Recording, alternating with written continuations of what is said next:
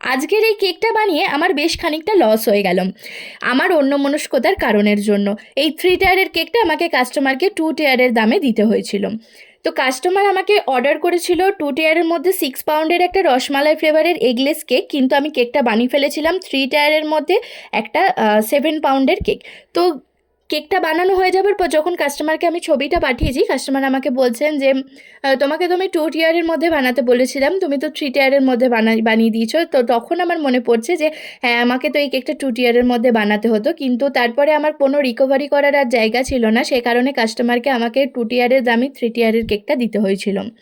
তো কেকটা ছিল ইনসাইড রসমালাই ফ্লেভারের মধ্যে একটা ফুললি কাস্টমাইজ কেক। কাস্টমার আমাকে যেমন বলেছিল আমি সেরকমভাবেই পুরো কেকটা ডেকোরেশন করার চেষ্টা করেছি। আর কেকটার পুরো লুকটা আমাকে পার্পেল আর হোয়াইটের মধ্যে রাখতে বলেছিলাম। এই ওয়েভি ডিজাইনটা যাতে একটু প্রমিনেন্ট দেখতে লাগে সেই কারণে আমি বেশ কিছু সুগার বল ইউজ করেছি। আর পুরোটাই কিন্তু আর্টিফিশিয়াল জিনিসপত্র দিয়ে কেকটা ডেকোরেট করা ছিল।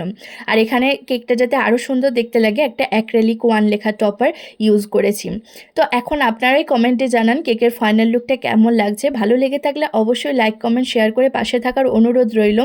আর ইউটিউব চ্যানেলটা আমার সাবস্ক্রাইব করতে ভুলবেন না এরকম সুন্দর সুন্দর আরও নতুন কেকের ভিডিও পাওয়ার জন্য। দেখা হচ্ছে পরবর্তী আরও একটা নতুন ভিডিওতে। সকলে ভালো থাকবেন ও সুস্থ থাকবেন আর সর্বদা আনন্দে থাকবেন।